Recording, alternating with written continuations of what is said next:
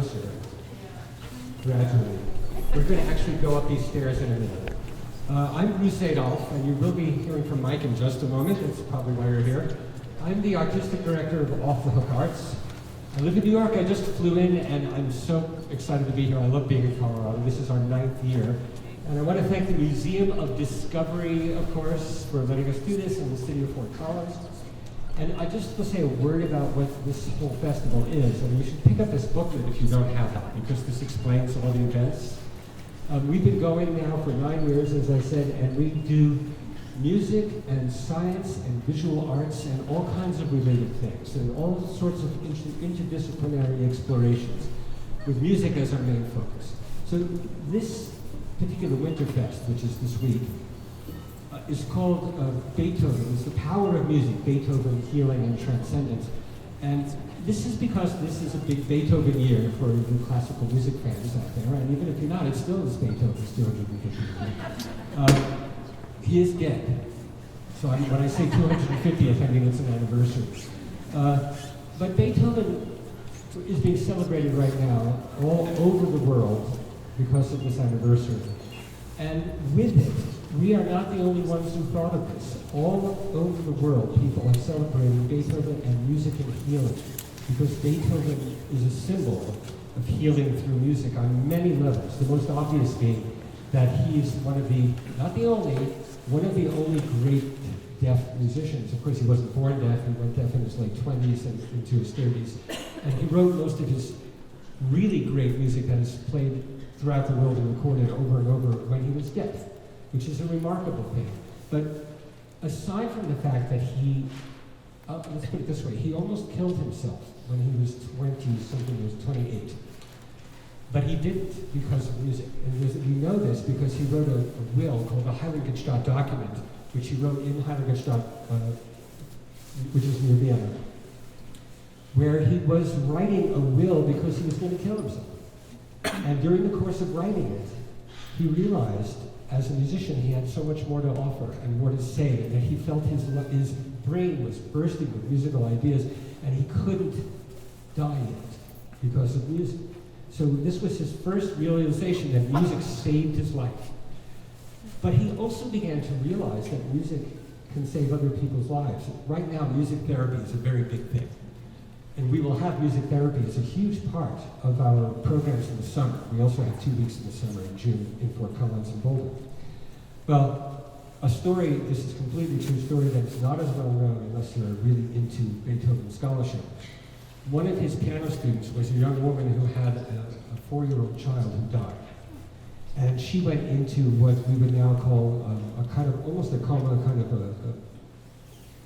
a trance, basically. She didn't speak, she didn't eat, she didn't cry, she didn't move.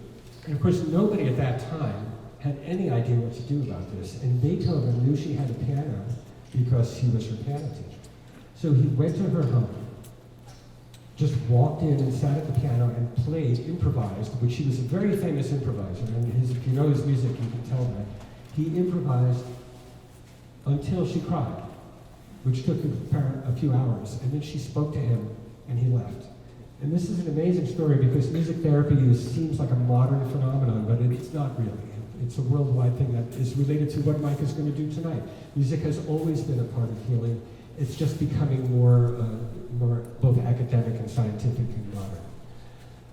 I would like you to look at this program booklet at some point because this week is packed with stuff.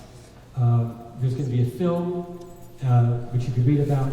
I'm giving a talk on Beethoven as an improviser, in which I will read letters and documents about how great he was, and then I will explain how he did it, because I'm a composer, I know this kind of stuff. And I'm going to do some improvisations in the style of that period, and then take us out of that period. That's, I think, Thursday. And then we have the Brentano String Quartet, one of the great string quartets of the world, coming to Fort Collins. They are playing an amazing program featuring Beethoven, Mendelssohn, Shostakovich, Bach, and also a piece that I wrote for them based on the Beethoven that they're playing. The world premiere is in Fort Collins, and then they're playing it in Germany, Switzerland, the Netherlands, Belgium, right afterwards. They leave Colorado and go on their European tour. So try to catch that. We're doing it in Boulder here, and we also have Shai Wasner, a phenomenal pianist, and David Rakiro, who is teaching in Boulder, is an amazing world-class cellist. So you've got to come to these things. Check out your program booklet, and then think about coming in the summer if this is new to you. All right. So, Michael, I'm sorry to take up so much of your time, but it's what I see new faces here, which is very exciting, and I see some really old faces too. So one of them is me. Okay. So anyway, Michael, please welcome Michael Kimball. You will know him very well, and he's going to tell you about what's about to happen. So yes, I'm Mike Kimball. I'm a professor of anthropology at the University of Northern Colorado, as well as I will be the director of a new center we have there called the Center for Applied Contemplative Studies. So this is kind of in my wheelhouse, and I'm really excited. I'm certified as a mindfulness teacher, and I've been teaching students mindfulness now since 2016. And we first started this experimentation with, with using the Dome Theater last year. And some of you, how many people were there last year? And okay, great, yeah, a handful of people. And it was really a lot of fun and very interesting experience for people, from what I've heard. And so we thought we'd try it again this year, but a little bit different. So what I'm going to be doing is a guided meditation that's sort of multimedia. So we'll be using the Dome Theater, which will have projections on it. And we will also have the beautiful music of Jeff LaQuatra, who's a CSU music professor. He plays classical guitar. And so that's going to be happening as well. There's been some interesting studies that look at music as a healing medium, and also, of course, meditation as a healing medium. And the two we're going to tonight bring together for you. So let me tell you a little bit about the approach that I'll be using. It's called Metta Meditation, M-E-T-T-A, and it comes from Buddhism, as much meditation that's happening today in the Western world. A lot of it derives from Buddhist meditation practices. It's a little different. Some of you might be familiar with mindfulness meditation. How many people have tried that or heard about it or something like that? Yeah, very common now, very popular. A lot of scientific studies have been done now on mindfulness meditation and its efficacy in working with everything from anxiety to depression to just overall well-being. And of course, Google got a hold of it, and so they're hoping it'll make their employees more productive. Things like that. So, everybody's trying it for something. A whole industry erupts around apps for meditating now, and you can pay a subscription fee once a month and get somebody guiding your meditations for you. Do I sound a little cynical? But, it's all good. So metta is a little bit different, and there's a story that comes from the Buddhist suttas that has the Buddha sending his monks into the forest to meditate. And back then, it wasn't just wild animals that lived in the forest and meditating monks, but also spirits. And so people believed in a lot of spirit beings, that some of which were not very friendly, that lived in the forest places. And you can imagine your imagination kind of catching fire too if you're alone in the forest in the dark and you hear all these strange sounds and things like that. So he sent them off. He probably, I don't know, I'm not able to figure out what he was really thinking, but I can imagine him having a sense of humor and sending them off there because he knew what would happen. And what happened was they were terrified. They went into the woods, they sat, in the woods, they heard all these strange sounds and they were freaking out. So one of them came back to him and said, "We can't do this. This isn't working, we're being attacked. There's strange animals out there, there's spirit beings that are angry that we're out there. We gotta get out of here, this isn't working." And that's, they say, when he taught them this new form of meditation called metta, which is translated roughly as loving kindness meditation. And here in the West, we have an interesting relationship to loving kindness. We wish we had more than we have. We seem to be configured around things like retribution more than we are around extending loving kindness to others, especially those we disagree with. And things are very polarized right now. And so loving kindness is really something that we probably all should be practicing a little bit. But there's a sensitivity around it. People think, well, you know, if I practice loving kindness, am I just going to become a big softie? Am I going to become a welcome mat? You know, people are just going to just walk all over me. But as it turns out, we're a little more resilient than we think we are as human beings. And cultivating loving kindness as a practice actually connects us to people. So another thing you may have noticed about modern society is that we're more and more disconnected. And events like this, live events where people come together, meet each other, listen to music together, are, you know, kind of a vanishing species of connection that we have. More and more people are relying on staying at home and watching Netflix or connecting on their phones to social media, and less connecting like we are all doing right here tonight. And so I think this is an extraordinary opportunity to really reflect on how important connection is for human beings, especially in light of what's going on in the world today, politically, but also environmentally.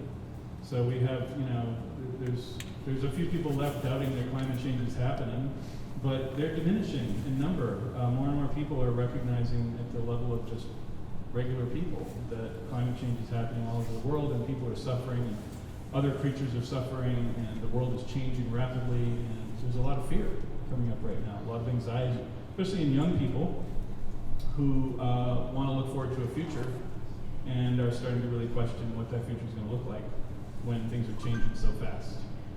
And so what we tend to do as human beings when we're faced with anxiety, when we're faced with fear, is pull in, contract.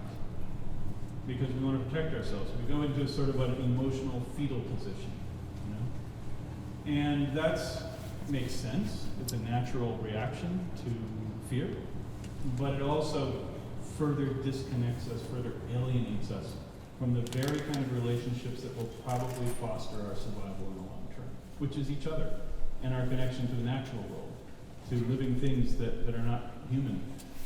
Fostering those connections, developing those connections is what's going to make us survive. If we keep retracting into this fetal position, we're going to end up being alone and vulnerable. So metta was a practice that the Buddha handed to his monks. And basically what it did was it worked on that crusty layer that we build around ourselves, around our sense of self, around this feeling like I have to protect this at all costs, even if it means pushing other people and other connections with other living things away. And so what it does is it kind of works on dissolving that crustiness and allowing us to recognize that we are connected and we always have been, but we just forget. We're a very forgetful species. We forget a lot of things. And it's one of the things we forget so often with our technologies and our media and all that kind of stuff is that we are actually connected. So it's a remembering of connection more than it is establishing connection. It's remembering the connection we already have. So he sent them in there and he said, this is what you need to do. And of course, this isn't a direct quote, but something along the lines of, okay, go back into the forest, start meditating, do your usual thing, but then I'm going to give you some phrases to think about.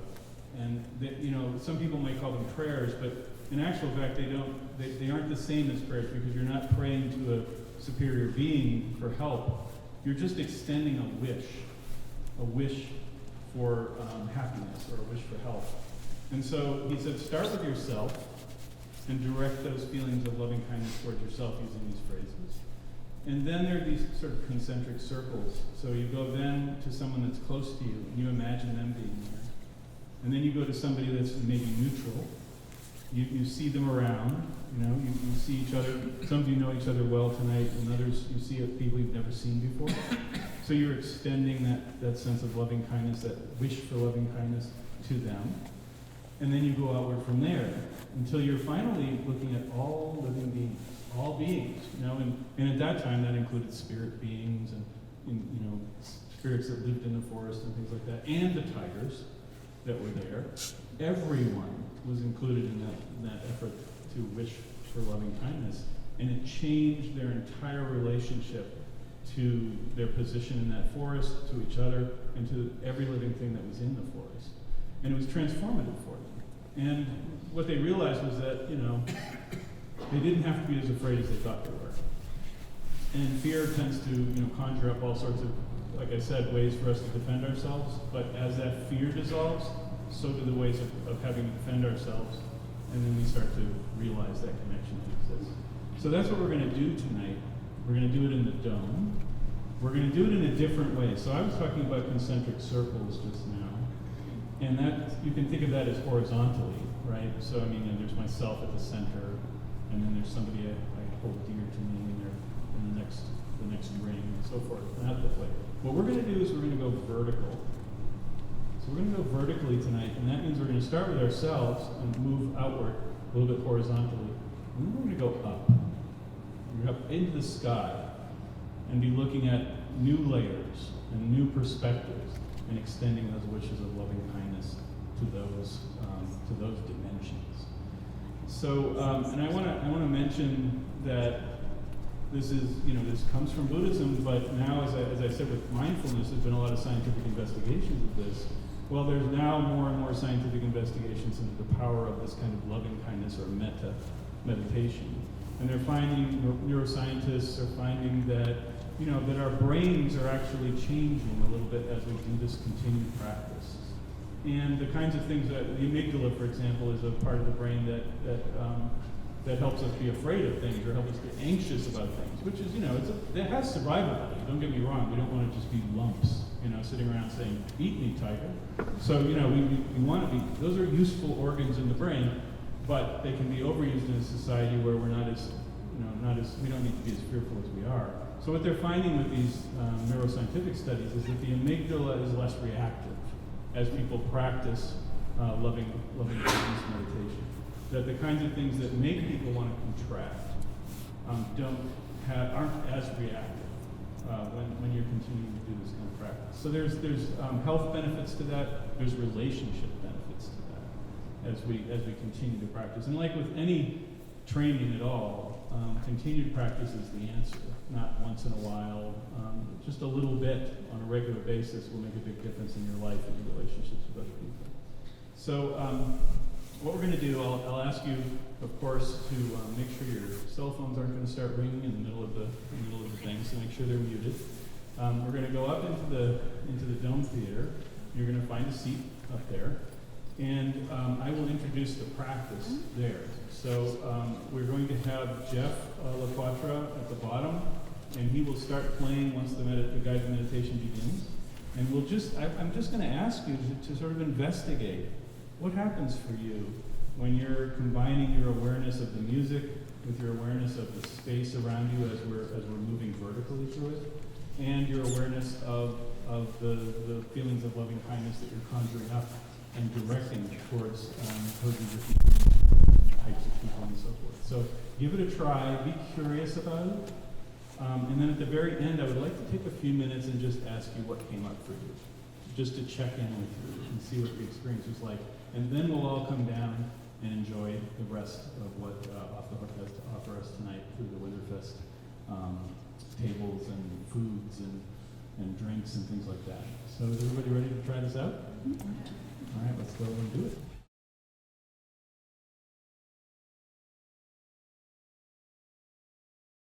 So once again, I'll remind you to make sure your cell phones are turned off, muted, whatever it takes to not start ringing in the middle of everything. And then we'll begin when you find a comfortable kind of position in your chair. In mindfulness meditation, we direct our attention to the breath or some other object and gently hold it there. In metta meditation, we bring our attention to a set of brief phrases. We begin by repeating these phrases, which are intended to extend care and compassion to ourselves and other living beings, thereby fostering feelings of connection. Tonight we'll use a set of phrases that I suggest, but when you try this on your own, feel free to adapt them to fit your own style and language. We'll use 4 metta phrases tonight, starting with ourselves. May I be safe. May I be healthy. May I be happy. May I live with ease. These phrases are not prayers or incantations. They're uttered without a demand or expectation for any particular outcome. They are merely wishes from the heart. Your mind will probably wander at some points during this journey. It's probably wandering right now. That's totally normal. When you notice it's wandered, simply return your attention to the phrases. You might also encounter negative or critical thoughts and feelings about yourself or others arising during this journey. That's okay too. Just notice them. Like some people in our life, these thoughts and feelings are teachers, helping us find and gently probe our boundaries. If at any point you experience uncomfortable emotions or thoughts, then this may mean that it's time to redirect the metta phrases to yourself. So please feel free to adapt the phrases to your needs in the moment as we go along. When you hear the bell, our Metta Musical Journey begins. The journey will also end on the bell. Following the closing bell, we'll bring up the lights and briefly check in on your experience for anyone who would like to share it.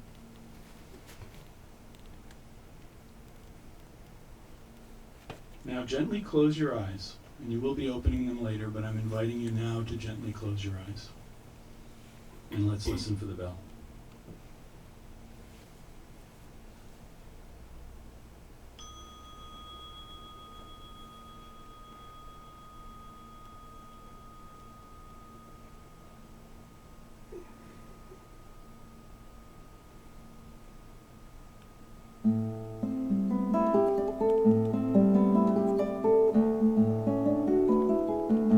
With eyes gently closed, we begin by offering metta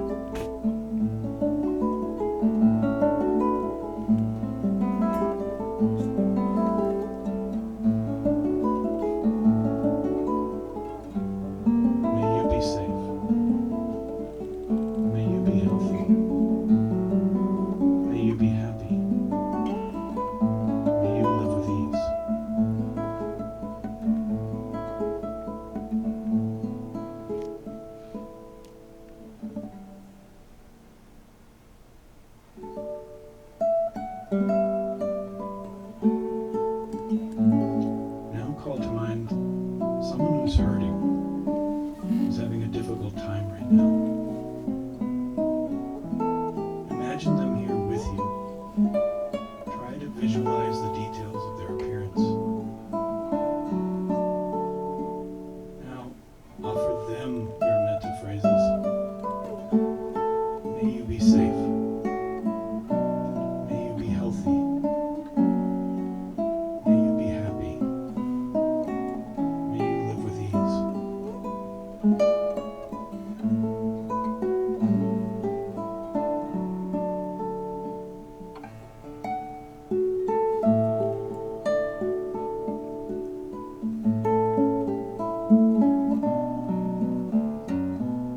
If you find yourself experiencing uncomfortable emotions or thoughts, this is totally normal and a signal that you too deserve to receive metta. In this case, feel free to return the phrases to yourself. May I be safe. May I be healthy. May I be happy. May I live with ease.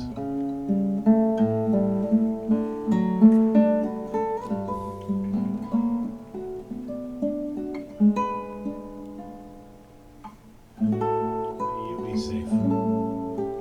May you be healthy. May you be happy. May you live with ease.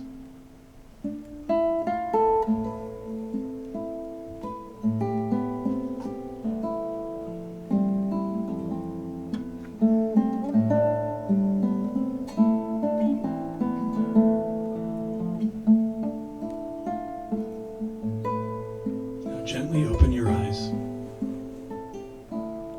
and take in the lively scene around you. These are likely people you don't know. You don't know their names, where they come from, anything much at all about them. People are going about their business, alone or with others. But what we do know is that these people want to be happy, just like we do. That they are vulnerable to pain and loss, just as we are.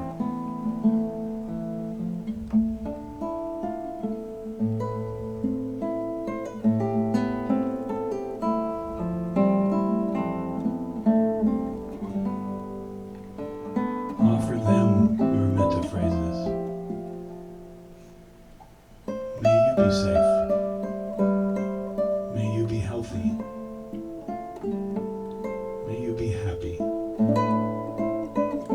May you live with ease.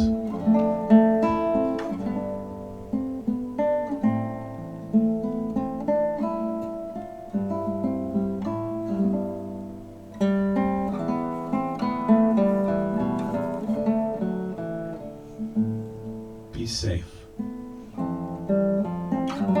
Be healthy. Be happy.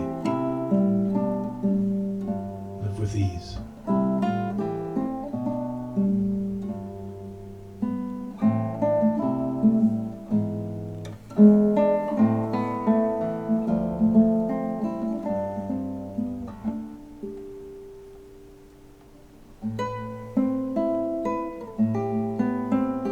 As we leave the ground, we see Fort Collins below us. Full of people traveling, shopping, at work, in their homes, in hospitals and homeless shelters, on street corners, in restaurants, houses of worship, walking, riding bikes, sitting, standing, lying down. Full of people doing what they want to do, doing what they must do, together and alone. All of these people want to be happy and healthy just like we do. All of them feel pain and joy just like we do. Offer them all your metta phrases. May you all be safe.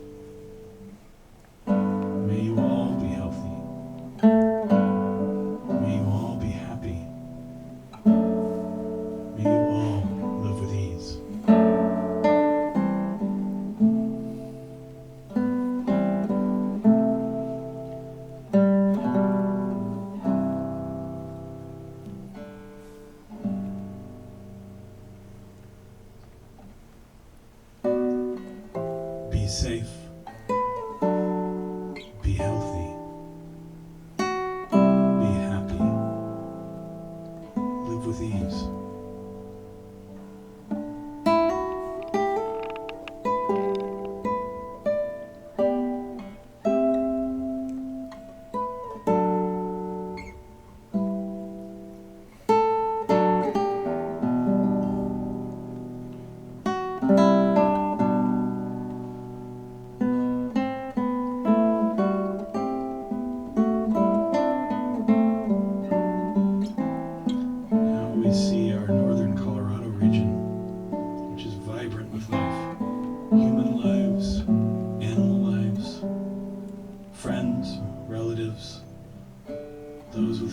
Friendly relationships, those with whom we have difficult relationships, people we have only seen in passing, people we have never met.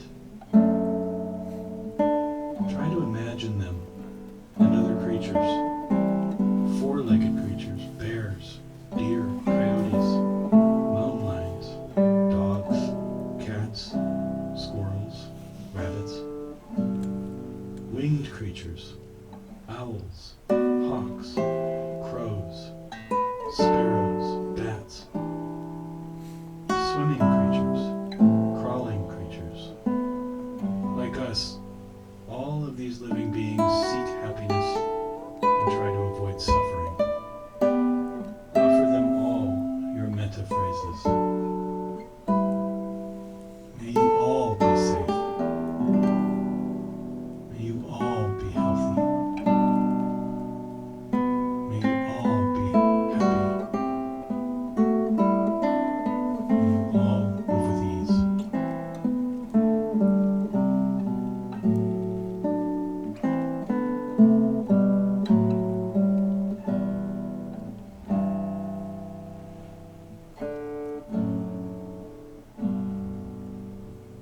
Be safe. Be healthy. Be happy. Live with ease.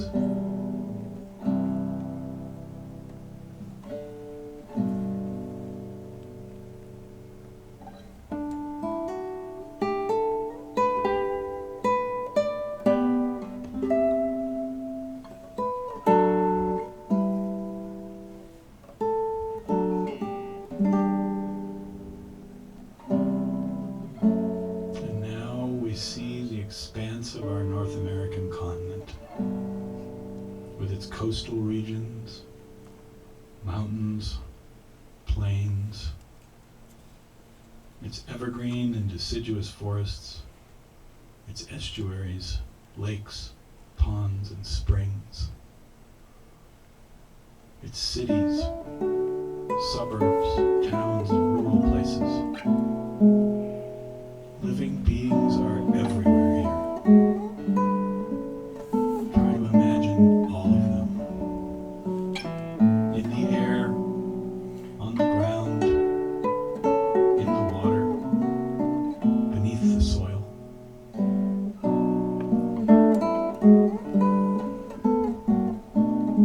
Old and young people are here. Sick and well people are here. Able-bodied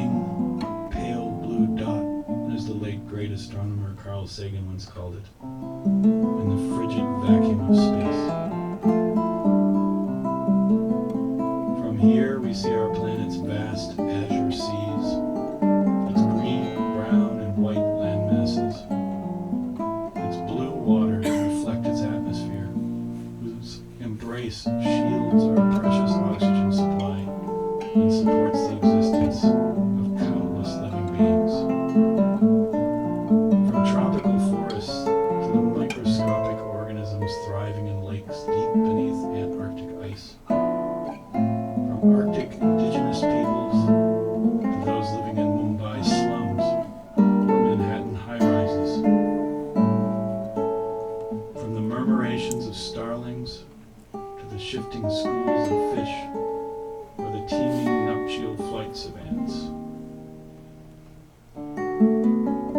May all these living things, known and unknown, seen and unseen, rooted and restless, may our whole planet be safe. May it be healthy. May it hold happiness. May it foster lives with ease.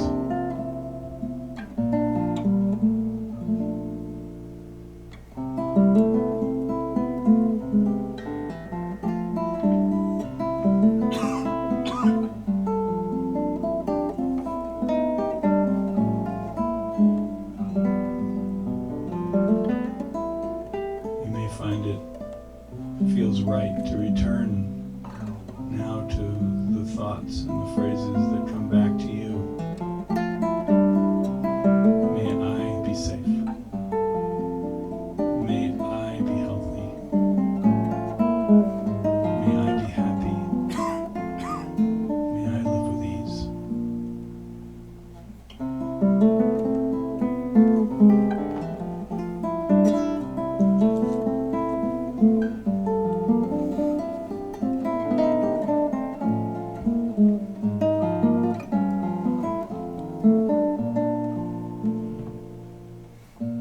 May our whole planet be safe. May it be healthy. May it hold happiness. May it foster lives with ease.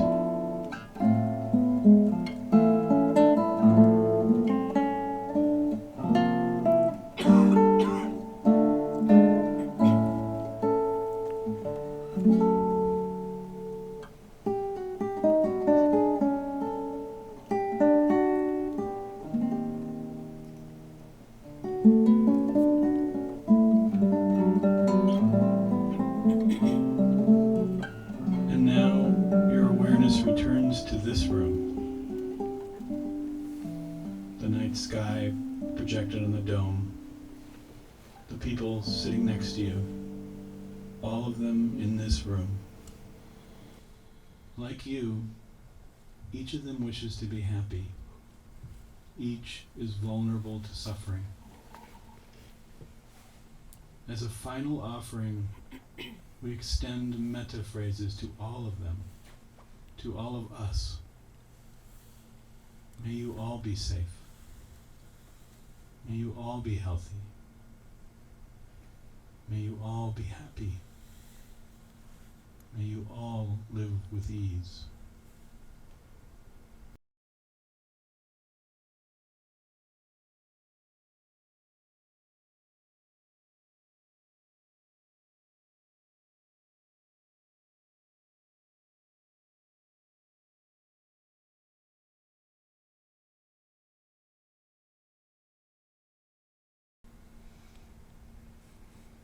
Be safe. Be healthy. Be happy. Live with ease.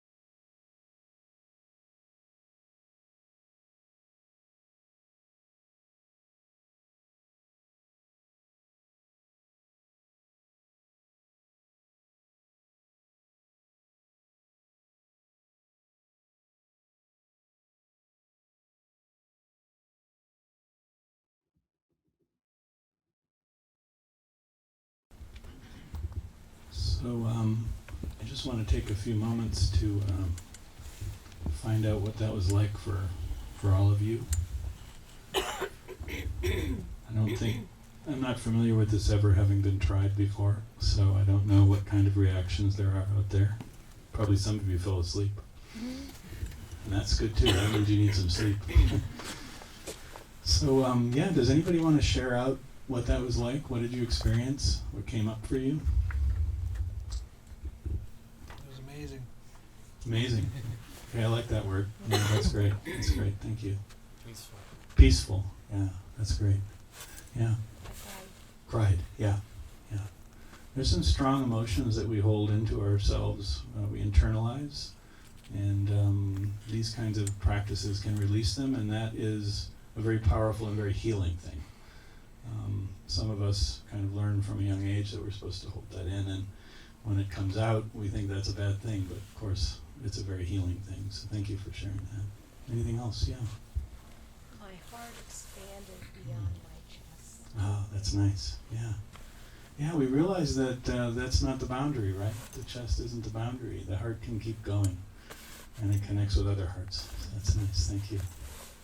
Yeah. Is there a reason that we say, Mm. may you be, versus say you are? Or something? Yeah, yeah. Yeah, because it's, this is the traditional wording of it, because it's a wish. And so it doesn't have any requirements attached to it. It's not a command. And you know, this is of course translated into the English language, and so we have to work with those kinds of differences. But the best translation is to make sure that it still holds the essence of that wish for something. So it's really coming from your heart, and it doesn't have a direction. It's not saying you must be like this, and this is really important with metta practice, because one of the things we find when we're dealing with things like climate change or divisions that cause so much anxiety and animosity between groups of people or individual people is that we find that when we wish something for someone, we want them to change, or we want things to be in a certain state. You know, so when we think about climate change, we want it to stop. You know, stop changing. But in actual fact, you know, we come to realize that everything is always changing, and so we can't be that. We can't have that kind of control. But what we can do is extend our feelings of compassion into the world. And you know, when we do that with people, it's mutual. It works both ways. But we can do it alone too, because what it does is, as you were saying, it expands the heart. And so then, when you continue that practice, you just find yourself relating to people differently, and that changes things. But it's not in the way that we always want it to happen, and at the same time scale. So that's why we say may this be the way it is. Other thoughts? Question? Yeah. thank I'd you. just like to say I thought it was amazing how you guys started. You mentioned the circles, the speech before Yes. the show was, Yeah. I think, helpful in the sense that Oh, good. when we focused on just Old Town Fort Collins Yeah. as the initial, like, you're not Yeah. connected to any of these people. Yeah. It's so close to you. Yeah. Yeah. As you get farther and farther away from the globe, it was enlightening. So Yeah. Thank you for that. that many more people I don't know. Yeah. Never Exactly. tried to connect with. Right. Yeah. Yeah. I really thought that made it personal. Yeah. In a sort of counterintuitive way, right? Exactly. Yeah. I like that. Thank I you. felt comfortable at that point. That's great. That's great. Yeah, because it plays with this notion of distance. So what we tend to do when something's hurting us, or when somebody's upsetting us or whatever, we put distance between us. Sometimes it's physical, sometimes it's emotional. But in this practice, it actually transforms that distance, because then you're in the process of connecting while you get the bigger picture. And so it opens you up even more. Yeah, thank you for that. Yeah. Anything else? I encourage everyone to try this at home. Try this at home. And just take a few moments. It doesn't have to be as long as what we did. It can be 5 minutes. But try the concentric circle approach. Try starting with yourself. And what I find is interesting is when I've listened to teachers who come from Buddhist traditions in Asia, they're often surprised to find that for people in this country especially, starting with the self sometimes is the hardest thing, because we have all of this criticism, and we have this self-hatred sometimes. And so when we direct compassionate thoughts or wishes towards ourselves, we find ourselves putting up a barrier. Well, I don't deserve that. And so that's why I mentioned at the very beginning that this is a mindfulness practice, because you just notice that. You notice the barriers that you've built that you didn't notice before. And you don't try to knock them down. You just bring kindness to them. You understand why you have them. You have them because you've always needed to protect yourself, or felt you needed to. And so those barriers are not bad, but they can prevent us from connecting. And so we just want to work with them rather than trying to knock them over or blast through them. We just work with them. We understand them. We bring compassion to them. So try with yourself at the center, and then, as we did here, move to somebody that's close to you. Somebody that you don't have a lot of complicated feelings about. Somebody that just makes you happy. Could, like I said, it could be a pet. It could be a close loved one. And then go beyond that to somebody who's neutral. And this gets into what you were saying. You can imagine somebody that you just meet when you're walking your dog, or somebody you meet check out at the store or something, and you don't know them.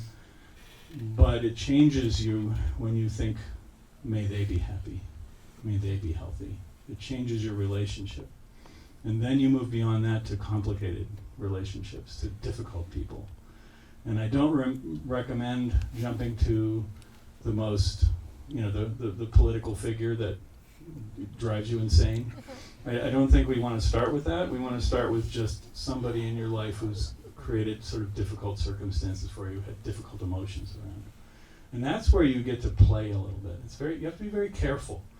But if you play a little bit with it, extend some loving kindness toward them, and then towards yourself. Because if you're feeling defensive, you're trying to protect yourself, you need to honor that. And you need to bring those feelings back to yourself. And then you keep going with the concentric circles. So going beyond that to all living beings. And then you can extend it beyond that to every living being in the universe if you want. And past? so, what? What about past? Yeah, okay, past is interesting, right? Yeah, The kindness and love you meant to extend. Yeah, exactly. Yeah, I think that's true. Some people do the practice. I'm glad you brought that up, because some people do the practice like this. If they're having a really hard time extending loving kindness to themselves, they find a picture of themselves when they were a very small child, and they put that on a shelf, and they look at that child, and they extend the feelings of loving kindness toward that child. Very powerful practice, and it helps, again, soften those boundaries. So yeah, I think the past is important too. Yeah. I'm sorry, I meant deceased. Yes, I mean I understand that. Yeah, and our selves are always changing, and so in a way, the self you were then is no longer the self you are now. So that definition of deceased can extend to actual deceased people, but also to the selves that we've changed from one into another as we've gotten older. So to me, it all fits together, a bigger picture. Yes. Can that be extended to a walking meditation as you're going through Old Town, so to speak? Yeah. I think it's a wonderful practice. I like improvisational mindfulness because there's no real rules around this. You can try, you can experiment, you can test. And so for some people, movement is a very important part of their practice. And so bringing a loving kindness component to that could be very powerful. For other people, movement is distracting, and so they end up having all kinds of emotions and feelings and thoughts come up while they're moving because they're seeing things and it's reminding them of things, and they can get very distracted. So all of us are very different, and we need to experiment. We need to play with these things, and then they can be very powerful when we do that. Thank you. Yeah. I found when we got to Old Town Square with the random people, this was challenging, but also quite rewarding. Because we're often at a place where we have at least something in common. So here it would be the place rather than a concert or tonight, for example. Yeah, And that's that really was great. challenging to take random people and try to connect with them. Yeah, that's really great. Informative. And I really like how you're bringing place into that, because sometimes we think of our connections just with people on an interpersonal level, which is obviously important, but we forget that we have this connection to place, and then we realize, as you said, I think, if I'm understanding you right, you realize you shared that with other people, that connection to place. And you're right, that's challenging, and all kinds of things come up. And that's something that's very important about this practice, is not to push things out that come up. When it becomes difficult, that means you're doing it right. But you also have to be sensitive to what one teacher calls window of tolerance. So if you feel like you're getting out of your window of tolerance and there's too much emotion coming up, just back off. Give yourself space. And then just, again, be very gentle about re-entering. So be very careful, but playful at the same time. And then you get to work with those challenges and get insights, right? You get insights into yourself, into also relationships that you didn't think you had. Can practicing this over time increase your neuroplasticity or rewire your brain in some way?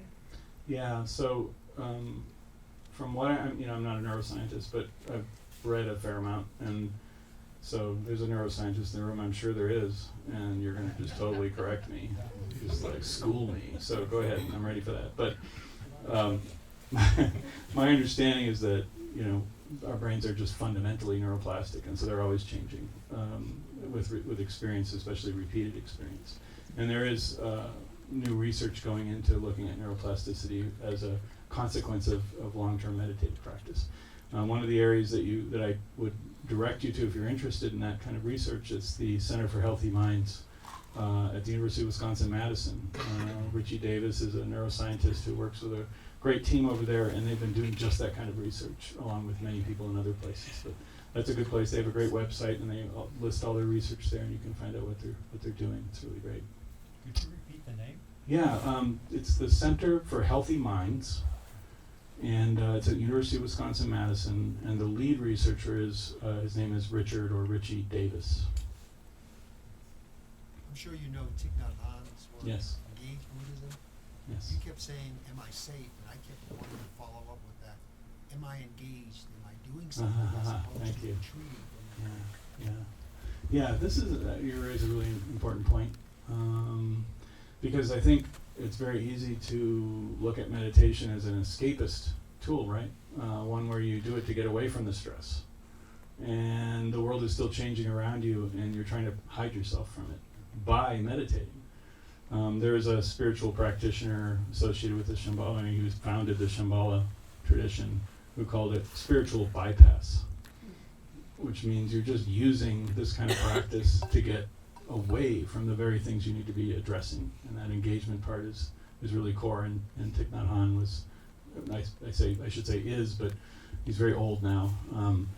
But that's such a huge part of his contribution to this kind of work. Yes? You can do it when you're driving. Ha! And you're having a driving challenge. Yeah. Let's not do that. Yeah, that can be very dangerous. You can do what they call a stoplight meditation. And that means that, when you come to a full stop, you're bringing your attention to the moment. Because so many of us really have a profound loathing of traffic lights. And when they turn red, we find all kinds of frustration coming up. Like, well, why did that person in front of me take so long to get through that intersection? Now look at me, I'm stuck at this intersection. So it's a perfect opportunity for practice. Just not while you're driving, because you really have to rely on all your senses for making sure you're not running people over and things like that. But yes, stoplight meditation can be very powerful. I need to work on that. My wife is here, and she's probably, where are you, Laura? You're probably nodding your head going, give me a break, you're hopeless. Anything else? Great, well, I'm happy to talk with you afterwards, and you can get in touch with me by email at University of Northern Colorado, whatever, but I just want to thank you all for coming to this event, and I want to thank Jeff for that beautiful music. Can we give him a hand? That was just incredible. It really worked. I mean, that just really worked. It was so amazing. And I also, sorry? Yeah? Oh, I also want to thank Ben Gondras, who is the director of this Dome Theater, and thank you, Ben. This is incredible. And Kern, his assistant, thank you for all the work you've done, and everyone else at the museum, and of course Off the Hook Arts. Jeff DeBernstein and Bruce Adolphi and Chloe Chandler, who's an intern here, and there are a number of other staff who I don't know quite as well, but I want to thank them all for the hard work they put into over and over and over again to make these events so successful. So my feelings of loving kindness are going out to all of you for all of that. So we have a reception downstairs, and please enjoy, and thank you once again for coming.